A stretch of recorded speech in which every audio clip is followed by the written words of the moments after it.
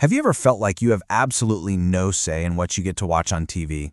Well, what if I told you there's a playbook out there that can turn a huge national media battle into a fight you can actually win, right in your own backyard? Today, we're diving into a fascinating strategy, one that's inspired by auto workers, of all people, and it might just give local viewers a powerful new voice. So, picture this. You're all settled in, ready to watch your favorite show, a big national broadcast, but it's not there. Your local station just decided you can't see it. It's a situation that can make you feel pretty powerless, right? But it turns out there's a playbook for this exact problem. And honestly, it's surprisingly effective. And this isn't just a hypothetical. This exact scenario played out not too long ago with the show Jimmy Kimmel Live. Now, when the network, ABC, got some heat, they folded pretty fast and put the show back on the air. You'd think, okay, great, win for the viewers, but it wasn't quite that simple. A brand new, much more local roadblock popped up. And this is where the whole game changed. On one side, you've got this media giant, Disney, a national corporation that caved to pressure in a matter of days. But then, on the other side, you have these big, powerful local station owners like Sinclair and Nexstar, and they didn't just refuse to air the show. No, they dug their heels in, demanding apologies and everything. The battleground, you see, had completely shifted from the national stage right into our local towns. So why does this local angle matter so much? Well, because while these huge media conglomerates like Sinclair and Nexstar seem all powerful after buying up stations left and right, their biggest strength, being local, is also their biggest weakness. See, being local means they have vulnerabilities that a big national network just doesn't have to worry about. I mean, think about it. A local TV station, it really lives and dies by its community. Their ad money isn't coming from some faceless corporation 1,000 miles away.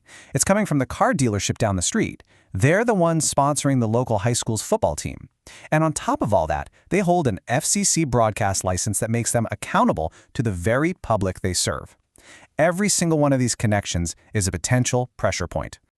Okay, so how do you actually push on those pressure points? Well, this playbook we're talking about takes its inspiration from a really surprising place, the United Auto Workers strike. The whole idea is to stop thinking about just general, broad outrage and start thinking like a strategist. Targeted, methodical, and really, really smart. You see, the UAW didn't just have everybody walk out all at once. That would have just burned through their resources. No, they played chess. They pinpointed the spots that would cause the most pain for the company.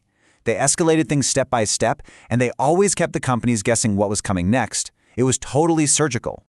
Now check this out. Watch how that exact same logic is applied to local media. You don't try to take on every station at once. You pick one. You don't protest the network. You figure out who the station's key local advertisers are. Then you get a small, focused group of people together to make their voices heard, and you escalate the pressure, just like the UAW did. All right, so that's the theory. But let's look at how this stuff actually works in the real world. We're going to take a look at a case study, the ABC affiliate down in Washington, D.C., WJLA. It's owned by one of these big players, Sinclair. See, this is not about just shouting into the void. This playbook is all about precision. It's about identifying the exact people who are making the decisions at the local level, like the general manager, a guy named Todd Bernstein. The whole goal is to make sure your message lands on the desk of someone who can actually feel that pressure. The playbook even gives you sample scripts, and the tone here is so important. It's not some angry rant. It's polite, it's direct, and it's focused. It basically says, hey, I'm a viewer. I don't like this. I want you to stop. That kind of clear, professional message is way harder for a station to just brush off. And it's the same deal with the voicemail script. The logic is identical. It's personal, you just use your first name, but the message is firm. The goal here isn't to win some big argument, it's just to make it crystal clear that people in their own broadcast community are not happy with what they're doing. And this, right here, might be the most powerful part of this entire strategy. We're not talking about some massive protest here. The claim is that it only takes about 30 or 40 coordinated people.